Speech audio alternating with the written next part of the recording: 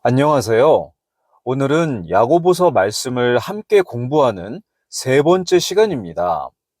지난 시간에는 야고보서 1장 2절부터 4절까지의 말씀을 함께 살펴보았습니다.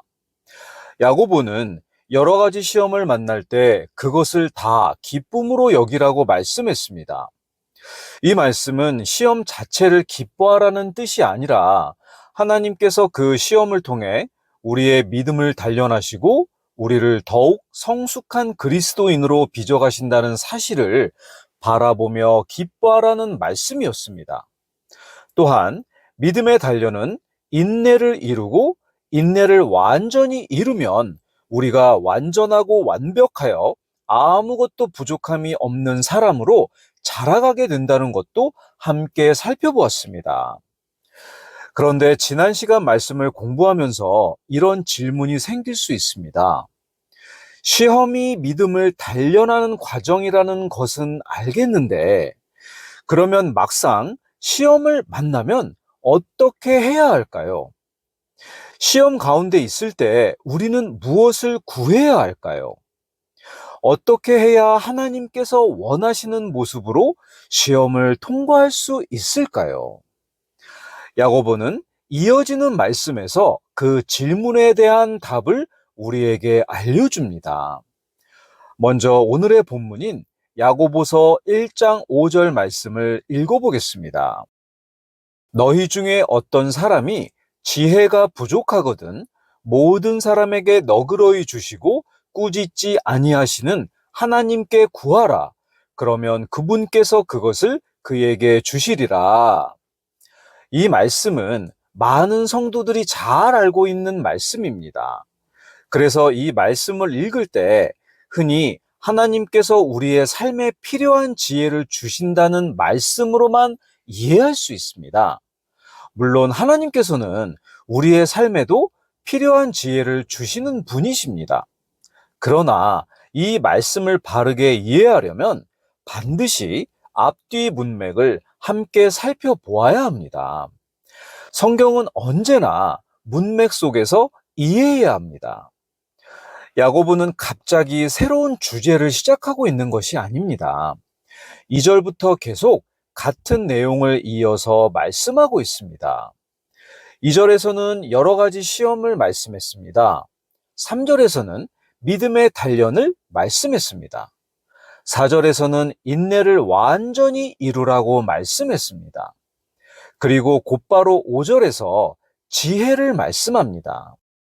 그러므로 여기서 말하는 지혜는 시험과 관계없는 일반적인 지혜가 아니라 시험 가운데서 하나님의 뜻을 바르게 분별하여 하나님께서 원하시는 성숙한 아버지의 자녀가 될 수 있도록 이 시험을 잘 이겨낼 수 있는 지혜를 말하는 것입니다. 우리가 생각해 보면 시험을 만났을 때 우리에게 가장 부족한 것이 바로 이 지혜입니다. 우리는 시험을 만나면 먼저 환경을 바라봅니다. 왜 이런 일이 나에게 일어났을까? 내가 무엇을 잘못했기에 이런 일이 생겼을까? 이런 생각들이 먼저 떠오르기 쉽습니다. 우리는 하나님께서 지금 무엇을 이루고 계시는지를 알지 못합니다. 그래서 야고보는 먼저 지혜를 구하라고 말씀합니다. 같은 시험이라도 하나님의 관점으로 바라보느냐, 사람의 관점으로 바라보느냐에 따라 전혀 다르게 보입니다. 예를 들어 어린아이는 병원에서 주사를 맞는 것을 싫어하죠. 주사를 맞을 때 아프기 때문입니다. 그래서 아이는 부모를 원망하기도 합니다. 그러나 부모는 알고 있죠. 그 주사가 아이를 괴롭히기 위한 것이 아니라 아이를 건강하게 하기 위한 것이라는 사실을 알고 있습니다. 아이에게는 고통만 보이지만 부모에게는 그 뒤에 있는 유익이 보입니다. 우리도 시험 가운데 있을 때 이와 비슷합니다. 우리는 눈앞에 어려움만 보이지만 하나님께서는 그 시험을 통해 이루실 선한 목적을 보고 계십니다. 그래서 하나님께서는 시험을 빨리 끝내달라고 구하는 것보다 먼저 하나님의 뜻을 분별할 수 있는 지혜를 구하라고 말씀하시는 것입니다. 그리고 또 한 가지 중요한 것이 있습니다. 야고보는 너희 중에 어떤 사람이 지혜가 부족하거든 이라고 말씀합니다. 이 말씀은 우리 모두에게 해당됩니다. 시험을 하나님의 관점으로 바라보는 지혜는 사람의 경험만으로 얻을 수 있는 것이 아닙니다. 신앙생활을 오래 했다고 저절로 생기는 것도 아닙니다. 성경 지식을 많이 안다고 자연스럽게 생기는 것도 아닙니다. 하나님께서 주셔야만 얻을 수 있는 지혜입니다. 그래서 야고보는 하나님께 구하라고 말씀합니다.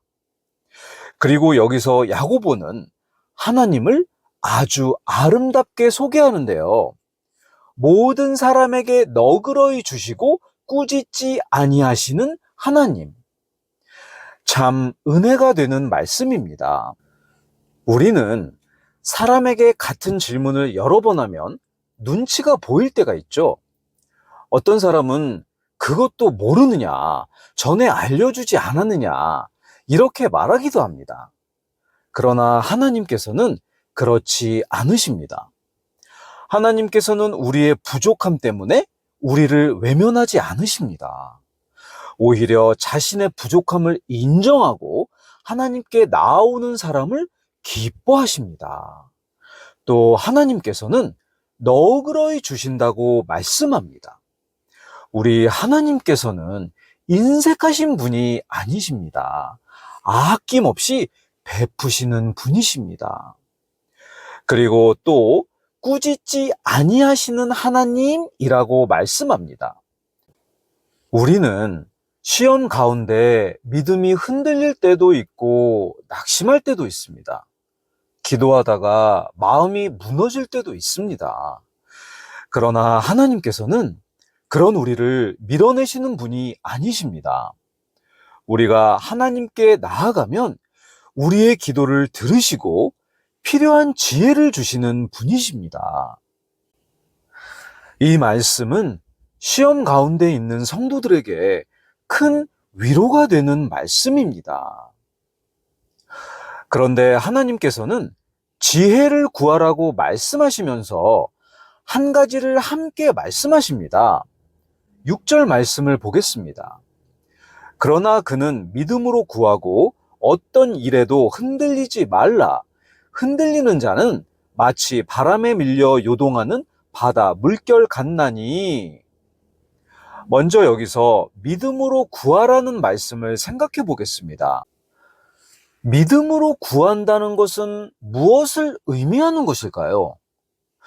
어떤 사람들은 이 말씀을 조금도 의심하지 않고 강하게 믿기만 하면 내가 원하는 것을 하나님께서 반드시 이루어 주신다는 뜻으로 이해하기도 합니다. 그러나 야고보가 말하는 믿음은 그런 뜻이 아닙니다. 성경에서 말하는 믿음은 내 생각이 반드시 이루어질 것이라고 확신하는 것이 아니라 하나님을 신뢰하는 것입니다.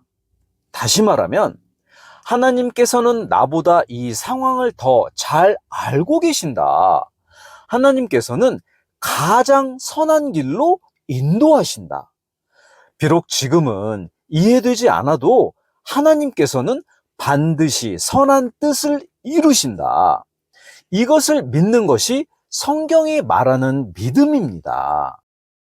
그러므로 하나님께 지혜를 구한다는 것은 단지 상황을 이해하기 위한 것이 아니라 그 시험을 통해 하나님 안에서 성숙한 그리스도인이 되어갈 수 있는 지혜를 구하는 것입니다.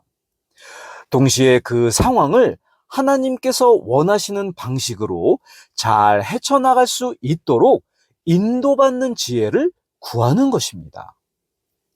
우리는 어려움을 만나면 대부분 그 어려움이 빨리 끝나기만을 기도합니다. 물론 그렇게 기도하는 것은 잘못이 아닙니다.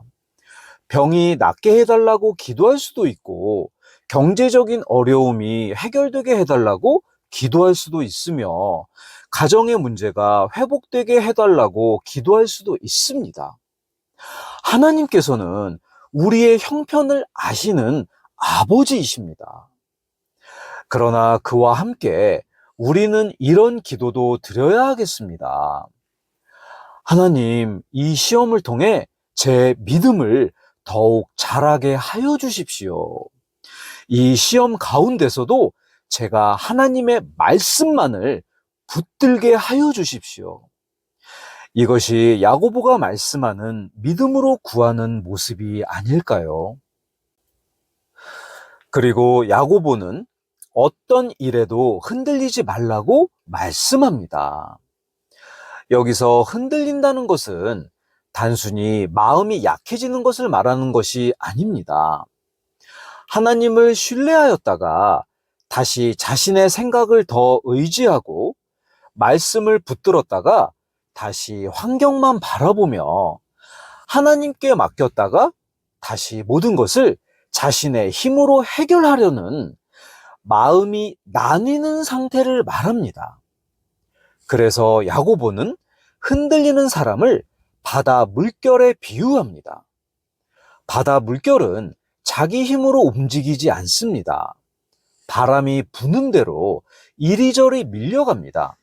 오늘은 이쪽으로, 내일은 저쪽으로 움직입니다. 중심이 없습니다. 야고보는 믿음이 흔들리는 사람도 이와 같다고 말씀합니다.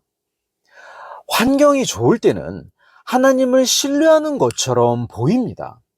그러나 어려움이 찾아오면 금세 낙심합니다. 기도가 응답되는 것 같으면 감사하지만 조금만 응답이 늦어져도 하나님을 의심하기 시작하는 경우가 있습니다. 이것이 바람에 밀려 요동하는 바다 물결과 같은 모습입니다. 그런데 여기서 우리가 한 가지 오해하지 말아야 할 것이 있습니다. 이 말씀은 믿음의 사람에게 순간적으로 찾아오는 두려움이나 흔들리는 것을 말씀하는 것이 아닙니다. 성경을 보면 믿음의 사람들도 연약한 모습을 보였습니다. 베드로는 예수님의 말씀을 믿고 물 위를 걸었지만 거센 바람을 바라보고 두려움이 생겨 물에 빠져가기 시작했습니다. 엘리야는 갈멜산에서 큰 승리를 경험했지만 이세벨이 자신의 생명을 빼앗겠다고 위협하자 두려워하여 광야로 도망했습니다. 야고보가 말씀하는 것은 하나님을 의지했다가 다시 자신의 생각이나 세상적인 것을 의지했다가 하는 이중적 태도를 지적하는 것입니다. 순간적으로 약해지는 것이 아니라 지속적으로 마음이 나뉘어 하나님을 온전히 신뢰하지 않는 태도를 경계하는 것입니다. 그래서 이어지는 7절과 8절에서 이렇게 말씀합니다. 그 사람은 자기가 주께 무엇을 받으리라고 생각하지 말라. 두 생각을 품은 사람은 자기의 모든 길에 안정이 없느니라. 여기서 두 생각을 품은 사람이라는 말씀은 원문을 보면 디푸시코스라는 단어가 사용되었는데요. 이 단어는 문자 그대로 두 마음을 가진 사람이라는 뜻입니다. 물론 사람에게 마음이 두 개 있다는 뜻이 아닙니다. 어떤 사람은 하나님도 붙들고 싶고 동시에 세상도 붙들고 싶어 합니다. 입으로는 하나님을 신뢰한다고 말하지만 실제 어려움이 오면 하나님의 말씀보다 결국 자신의 판단에 의지하는 모습을 보입니다. 그래서 야고보는 그런 사람은 자기의 모든 길에 안정이 없다고 말씀합니다. 삶의 중심이 하나님께 굳게 서 있지 않기 때문입니다. 생각해 보면 이것은 오늘날 우리에게도 매우 중요한 말씀입니다. 우리는 예배를 드릴 때는 하나님을 신뢰한다고 고백합니다. 그러나 현실 속에서 어려운 일을 만나면 먼저 사람의 방법을 찾고 세상의 지혜를 의지하며 하나님은 마지막에 찾을 때가 얼마나 많은지 모릅니다. 야고보는 그런 우리에게 하나님만을 신뢰하라고 말씀합니다. 그리고 야고보는 지금까지 계속 시험과 지혜에 대해 말씀했습니다. 그런데 이어지는 구절부터는 갑자기 낮은 처지의 형제와 부유한 사람에 대한 말씀을 합니다. 처음 읽으면 전혀 다른 이야기를 하는 것처럼 보이는데요. 그러나 그렇지 않습니다. 야고보는 여전히 시험에 대해 말씀하고 있습니다. 다만 이번에는 시험 가운데 있는 두 부류의 성도를 예로 들어 설명하고 있는 것입니다. 먼저 9절과 10절 말씀을 읽어보겠습니다. 낮은 처지의 형제는 자기가 높아진 것을 기뻐하고 부유한 자는 자기가 낮아진 것을 기뻐할지니 이는 풀의 꽃과 같이 그가 사라질 것이기 때문이라. 여기서 먼저 낮은 처지의 형제를 보겠습니다. 이 말씀은 단순히 겸손한 사람을 말하는 것이 아닙니다. 문맥을 보면 경제적으로 어렵거나 사회적으로 낮은 위치에 있는 성도를 가리키는 것으로 이해하는 것이 자연스럽습니다. 당시 이 편지를 받은 성도들은 여러 지역에 흩어져 살고 있던 유대인 신자들이었습니다. 그들은 예수님을 믿는다는 이유로 같은 유대인들에게 배척을 받기도 했고 경제적으로 어려움을 겪는 사람들도 있었습니다. 그런 성도들에게 야고보는 자기가 높아진 것을 기뻐하라고 말씀합니다. 그런데 무엇이 높아졌다는 것일까요? 세상에서의 형편은 달라진 것이 없습니다. 여전히 생활은 어렵고 사람들에게 무시를 받을 수도 있습니다. 그러나 하나님 안에서는 이미 가장 귀한 신분을 얻게 되었습니다. 예수 그리스도를 믿는 순간 하나님의 자녀가 되었고 하늘의 시민이 되었으며 하나님께서 약속하신 왕국을 상속받을 자녀가 되었습니다. 그러므로 세상은 그들을 낮게 볼지라도 하나님께서는 그렇게 보지 않으십니다. 야고보는 바로 이것을 기억하라고 말씀하는 것입니다. 성도의 가치는 세상의 기준으로 결정되는 것이 아니라 하나님께서 정하시는 것입니다.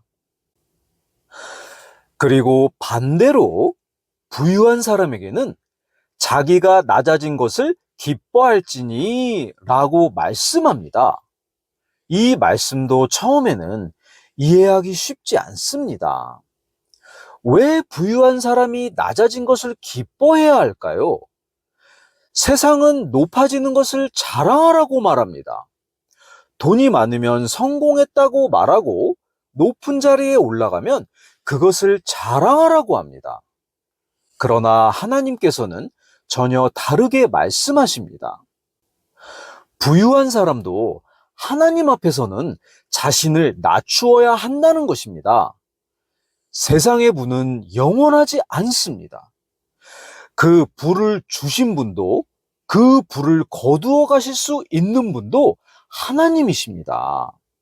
그래서 야고보는 이어서 11절에서 이렇게 말씀합니다. 해가 뜨거운 열기와 함께 돋자마자 풀을 말리면 그것에 꽃이 떨어져 그것의 외형의 아름다움이 없어지나니 부유한 사람도 자기 길들에서 이와 같이 사라지리라. 이처럼 부유함도 순간에 사라집니다. 해가 뜨면 풀이 시드는 것처럼 우리의 재물이나 화려함도 금세 없어질 수 있다는 것을 말씀해 주고 있습니다. 지금은 많아 보여도 영원하지 않습니다. 오늘 있다고 해서 내일도 있는 것이 아닙니다. 세상의 재물은 언제든지 사라질 수 있습니다. 그러므로 재물을 의지하지 말라는 것입니다. 누가복음 20장을 보면 예수님께서 어리석은 부자 비유에서 하신 말씀이 있습니다. 부자가 자신의 재산을 위해 더 큰 창고를 지으려고 할 때 하나님께서 그에게 이르시되 너 어리석은 자여 이 밤에 내게서 내 혼을 요구하리니 그러면 내가 예비한 그것들이 누구의 것이 되겠느냐라고 하신 말씀이 있습니다. 부나 높은 지위는 영원하지 않습니다. 하나님 앞에서는 항상 낮아지고 겸손히 살아가야 합니다. 생각해 보면 가난도 부도 시험이 될 수 있습니다. 생활이 어려우면 낙심하기 쉽고 하나님을 원망할 수도 있게 됩니다. 그러나 부유함도 시험이 될 수 있습니다. 사람은 가진 것이 많아질수록 하나님보다 재물을 더 의지하기 쉽기 때문입니다. 그래서 하나님께서는 가난한 사람에게는 하나님 안에서 이미 높아진 신분을 바라보라고 말씀하시고 부유한 사람에게는 세상의 부가 영원하지 않음을 기억하고 하나님 앞에서 낮아져야 함을 말씀하시는 것입니다. 야고보를 통해 하나님께서 말씀하시려는 시험은 바로 이것입니다. 시험은 사람마다 다르게 찾아옵니다. 어떤 사람에게는 가난이 시험이 됩니다. 또 어떤 사람에게는 부유함이 시험이 됩니다. 어떤 사람에게는 질병이 시험이 되고 어떤 사람에게는 사람과의 관계가 시험이 되며 어떤 사람에게는 믿음 때문에 받는 핍박이 시험이 됩니다. 그러나 시험의 모습은 서로 다르지만 하나님께서 원하시는 것은 같습니다.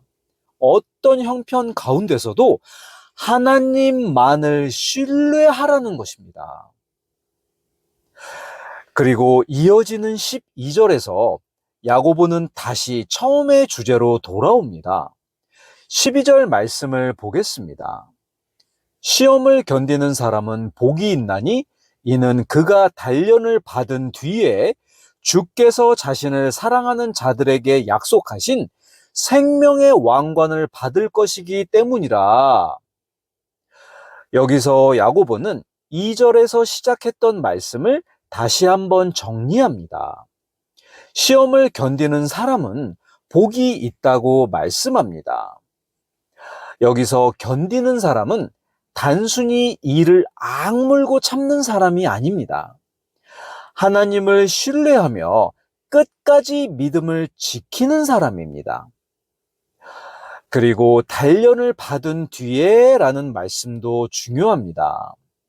이 말씀을 통해서 시험은 계속되는 것이 아니라 지나간다는 것을 알 수 있습니다.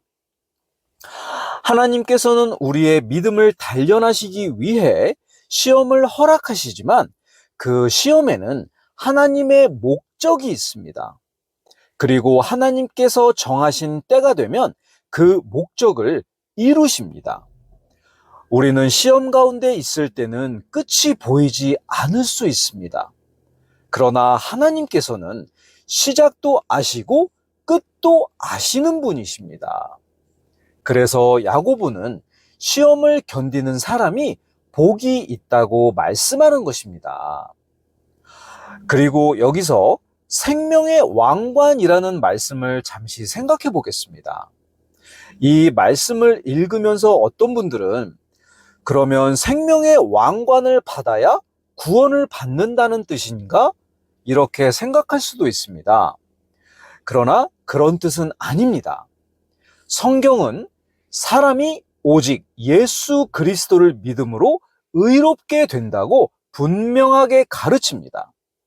그러므로 여기서 말하는 생명의 왕관은 행위로 구원을 얻는다는 뜻이 아닙니다. 많은 복음주의 성경학자들은 이 말씀을 끝까지 믿음을 지킨 성도에게 주께서 약속하신 상급으로 이해합니다. 야고보도 지금까지 계속 구원의 방법이 아니라 구원받은 성도의 삶을 말씀하고 있습니다. 그러므로 이 말씀도 하나님께서 자신을 사랑하는 자들에게 약속하신 복과 상급을 가리키는 것으로 이해하는 것이 문맥에 가장 자연스럽습니다. 그런데 여기까지 말씀을 읽다 보면 또 하나의 질문이 생깁니다. 우리는 지금까지 하나님께서 우리의 믿음을 단련하시기 위해 시험을 허락하신다는 것을 살펴보았습니다. 그러면 어떤 사람은 이렇게 질문할 수도 있습니다. 하나님께서 시험을 허락하신다면 사람이 죄를 짓게 되는 것도 하나님께서 하시는 일입니까? 야고보는 이어지는 말씀에서 이 질문에 대해 아주 분명하게 대답해 줍니다. 13절 말씀을 보겠습니다. 아무도 자기가 시험을 받을 때에 내가 하나님께 시험을 받고 있다 하고 말하지 말라. 하나님께서는 악으로 시험을 받으실 수도 없고 친히 아무도 시험하지 아니하시느니라. 이 말씀은 반드시 앞에서 공부한 내용과 함께 이해해야 합니다. 우리는 지난 시간에도 잠시 살펴보았지만 야고보에서 나오는 시험이라는 단어는 문맥에 따라 두 가지 의미로 사용됩니다. 하나는 믿음을 단련하는 좋은 시험입니다. 그리고 다른 하나의 시험은 사람을 죄로 끌어들이는 유혹입니다. 원문에서는 같은 단어가 사용되지만 문맥이 그 의미를 다르게 결정합니다. 2절에서는 믿음을 단련하는 좋은 시험을 말씀했습니다. 그러나 지금 13절에서 말하는 시험은 사람을 죄로 이끄는 유혹을 말씀하고 있습니다. 이 둘은 반드시 구별해야 합니다. 하나님께서는 우리의 믿음을 자라게 하시기 위해 시험을 허락하실 수 있습니다. 그러나 하나님께서 사람을 죄에 빠뜨리기 위해 유혹하시는 일은 결코 없습니다. 야고보는 그 이유를 하나님의 성품에서 찾습니다. 하나님께서는 악으로 시험을 받으실 수도 없고 친히 아무도 시험하지 아니하시느니라. 하나님은 완전히 거룩하신 분이십니다. 악이 하나님께 영향을 줄 수도 없고 죄가 하나님을 움직일 수도 없습니다. 그러므로 그런 하나님께서 사람을 죄짓게 하신다는 것은 있을 수 없는 일입니다. 생각해보면 성경은 처음부터 끝까지 하나님께서 죄를 미워하시는 분이라고 말씀합니다. 하나님께서는 죄를 심판하시는 분이십니다.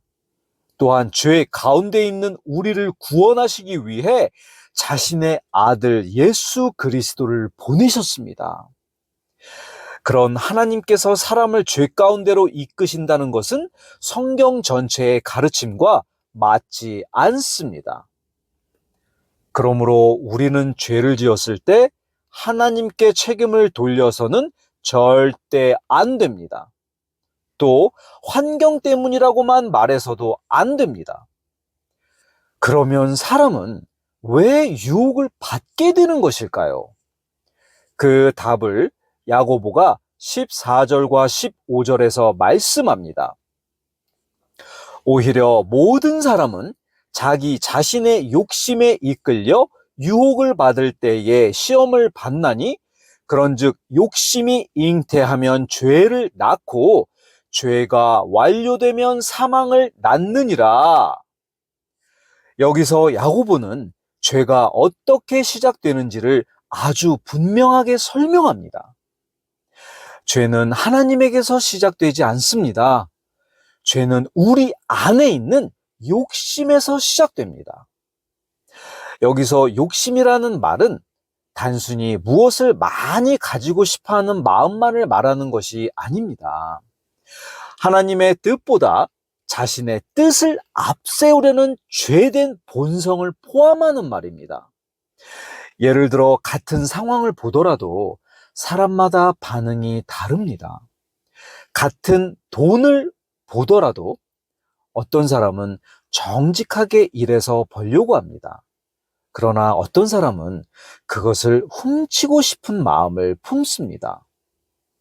또 어떤 사람은 다른 사람이 잘 되는 것을 보고 함께 기뻐합니다. 그러나 어떤 사람은 같은 일을 보면서 시기하고 질투합니다. 환경은 같지만 마음은 다릅니다. 그래서 야고보는 죄의 시작이 밖에 있는 것이 아니라 우리 안에 있다고 말씀하는 것입니다. 그리고 야고보는 죄가 자라나는 과정을 아주 이해하기 쉽게 설명해 줍니다. 먼저 욕심이 생깁니다. 그 욕심을 그대로 품고 있으면 결국 죄를 낳습니다. 그리고 죄를 회개하지 않고 그대로 두면 죄는 점점 자라게 됩니다. 마침내 죄가 완료되면 사망을 낳는다고 말씀합니다. 이 말씀을 보면 죄는 갑자기 생기는 것이 아니라 조금씩 자란다는 것을 알 수 있습니다. 그래서 죄는 처음부터 다루어야 합니다. 작은 거짓말도 그대로 두면 습관이 됩니다. 작은 교만도 그대로 두면 하나님보다 자신을 더 의지하게 되는 큰 교만이 됩니다. 또 작은 시기심도 그대로 두면 미움이 되고 다툼이 됩니다. 죄는 시간이 지나면 저절로 없어지는 것이 아닙니다. 오히려 그대로 두면 더 자라나게 됩니다. 그러므로 성도는 늘 자신의 마음을 하나님의 말씀 앞에서 살펴보아야 합니다. 우리의 가장 큰 싸움은 밖에 있는 환경과의 싸움 이전에 우리 안에 있는 욕심과의 싸움이기 때문입니다. 그리고 바로 이어지는 16절 말씀을 보겠습니다. 내 사랑하는 형제들아, 잘못을 범하지 말라. 이 말씀에는 야고보의 따뜻한 마음이 담겨 있습니다. 그는 성도들을 책망하려는 것이 아니라 사랑하기 때문에 염려하며 올바른 길로 가도록 권면하고 있습니다. 그리고 여기서 잘못을 범하지 말라는 말씀은 앞에서 했던 내용을 정리하는 말씀입니다. 다시 말하면 죄의 책임을 하나님께 돌리는 잘못을 범하지 마십시오. 하나님의 성품을 오해하는 잘못을 범하지 마십시오. 하나님께서 사람을 죄로 유혹하신다고 생각하는 잘못을 범하지 마십시오. 이런 의미로 이해하는 것이 앞뒤 문맥에 자연스럽습니다. 그리고 이어지는 17절에서 야고보는 하나님의 성품을 아주 아름답게 설명합니다. 17절 말씀을 보겠습니다. 모든 좋은 선물과 모든 완전한 선물은 위에서 오며 빛들의 아버지로부터 내려오는데 그분께는 변함도 없고 회전하는 그림자도 없느니라. 야고보는 왜 갑자기 하나님의 선하심을 말씀하는 것일까요? 이것도 앞의 내용과 연결해서 이해해야 합니다. 앞에서는 죄와 유혹에 대해 말씀했습니다. 그리고 하나님께서는 사람을 죄로 유혹하지 않으신다고 분명하게 말씀했습니다. 그러면 자연스럽게 이런 질문이 생길 수 있습니다. 그러면 하나님께서는 우리에게 무엇을 주시는 분이십니까? 야고보는 그 질문에 대한 답으로 모든 좋은 선물과 모든 완전한 선물은 위에서 온다. 이렇게 말씀하는 것입니다. 다시 말하면 죄는 하나님에게서 오는 것이 아닙니다. 유혹도 하나님에게서 오는 것이 아닙니다. 하지만 좋은 것과 완전한 것은 하나님께로부터 옵니다. 이 말씀은 하나님의 성품을 아주 분명하게 보여줍니다. 하나님께서는 언제나 선하신 분이십니다. 사람을 넘어뜨리시는 분이 아니라 일으켜 세우시는 분이십니다. 죄 가운데 빠뜨리시는 분이 아니라 죄에서 구원하시는 분이십니다. 멸망으로 인도하시는 분이 아니라 생명으로 인도하시는 분이십니다. 그래서 시험 가운데 있을 때 우리는 환경보다 하나님의 성품을 바라보아야 합니다. 우리의 삶은 늘 변합니다. 우리의 형편도 변하고 우리의 마음도 변합니다. 세상도 끊임없이 변하고 있습니다. 그러나 하나님은 변하지 않으십니다. 그래서 야고보는 하나님을 빛들의 아버지라고 부릅니다. 하나님께서는 해와 달과 별, 곧 모든 빛을 만드신 창조주이십니다. 그런데 우리가 보는 해와 달은 시간이 지나면서 위치가 바뀌고 그에 따라서 그림자의 방향과 길이도 계속 달라집니다. 하지만 하나님께서는 피조물과 같지 않으십니다. 그래서 야고보는 그분께는 변함도 없고 회전하는 그림자도 없느니라 라고 말씀합니다.